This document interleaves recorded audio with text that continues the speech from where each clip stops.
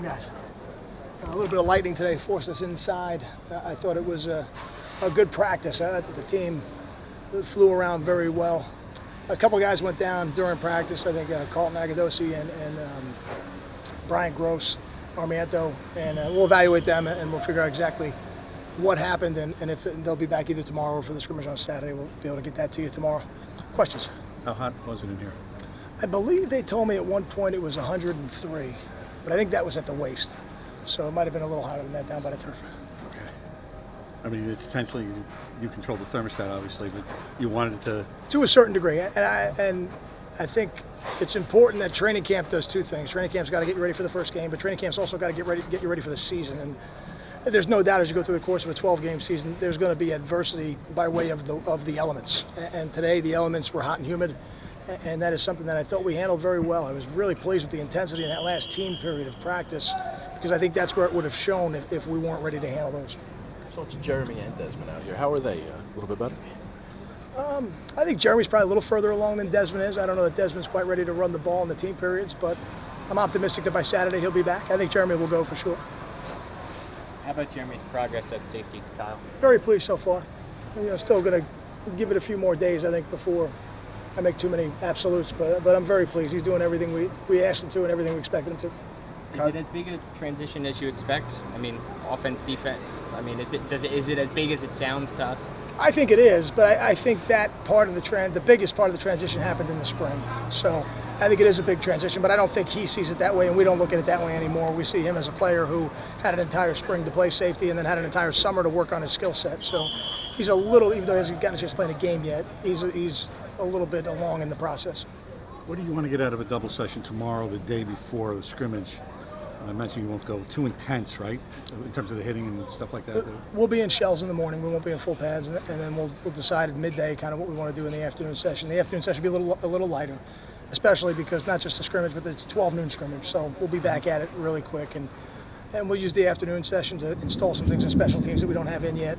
And we'll do a 2-minute drill tomorrow afternoon, and that'll help, I think, get us ready for Saturday. But I don't think that double session will be quite as taxing as the one yesterday.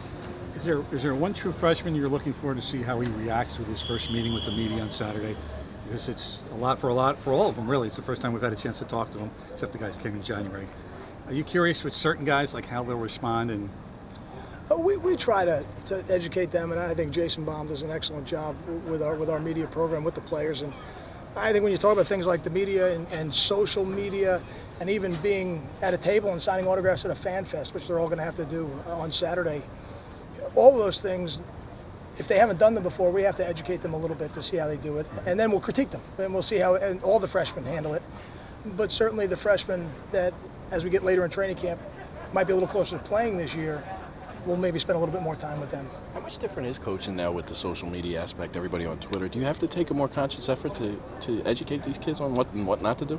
It's certainly something you have to educate them on now that you didn't educate them on 10 years ago, that's for sure. But it's a part of their life, and even for adults now, it's a part of our life. It's just a different version of it, maybe that people my age use and what they use. But I'm staying on track. I'm keeping up with them pretty good so far.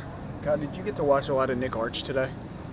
Well, I'm not watching him specifically, but I see him make a catch in the end zone, for a touchdown, and that's a position where we need people who can play right away, and he's done a nice job so far. I think Saturday will be a big test for him. What are he and Marini showing you, especially with Tyler out and not able to do anything for a couple weeks?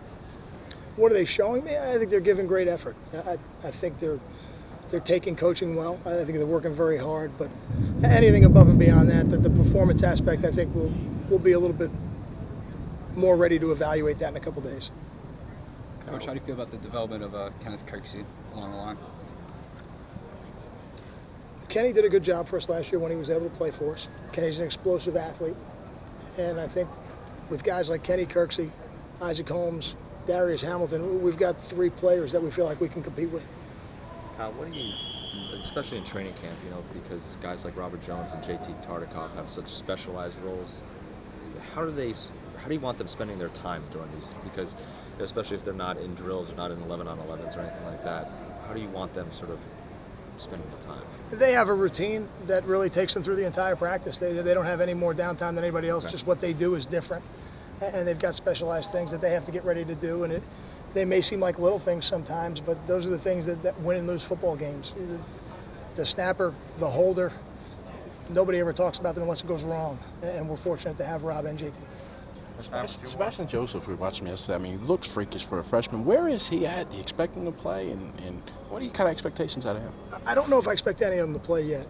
We still have to evaluate that and see where they're at. We've got a couple days from now, but physically he's very gifted.